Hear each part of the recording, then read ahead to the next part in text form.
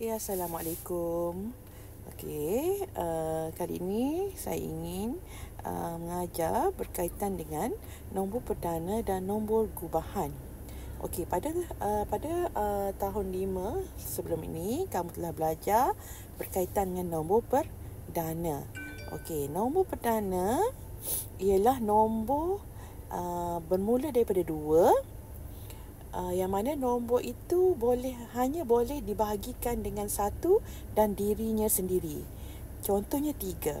Okey, 3 kamu hanya boleh dibahagi dengan 1 dan 3. Dia tak ada. Kalau ataupun dengan kata lain, 3 ni tak ada dalam sifir lain. Hanya jumpa dalam sifir 1 dan sifir 3. Itu ialah nombor perdana. Okey, nombor perdana, okey. Alright, nombor perdana, saya bagi contoh. Okey, ini ialah nombor perdana yang di-highlightkan dengan warna merah tu ialah nombor perdana daripada 1 hingga 100. Okey. Jadi apa pula itu nombor gubahan?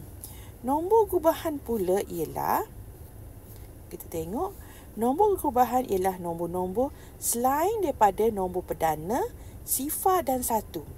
Oh, maksudnya kalau kita tengok di sini, nombor gubahan dikatakan ialah bukan nombor perdana dan 1 dan sifar. So, 1 ialah bukan nombor gubahan. Okey.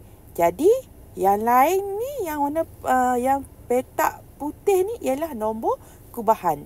Kenapa nombor gubahan? Apakah nombor gubahan? Nombor gubahan ni nombor yang boleh dibahagikan dengan selain daripada 1 dan dirinya sendiri. Contohnya 4. 4 dikatakan nombor gubahan sebabnya boleh dibahagi dengan 1, lagi boleh dibahagi dengan 2, boleh dibahagi dengan 4. Okey, so dia banyak nombor selain daripada 1 dan diri dia sendiri. Dia juga boleh dibahagi dengan 2. Maksudnya dia ialah nombor gubahan. Okey, so nombor gubahan ialah nombor selain daripada nombor perdana, 1 dan sifar. Selain daripada nombor perdana, selain daripada 1, selain daripada sifar. 1 sifar bukan nombor gubahan, nombor perdana ialah bukan nombor gubahan. So, apa yang saya tunjukkan kat sini,